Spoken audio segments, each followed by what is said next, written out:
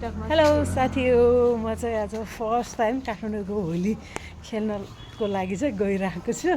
अनि मेरो साथमा चाहिँ मेरो बहिनी पनि छ है। अब कस्तो हुन्छ अहिले होलीको जानकारी दिउँला बाबा।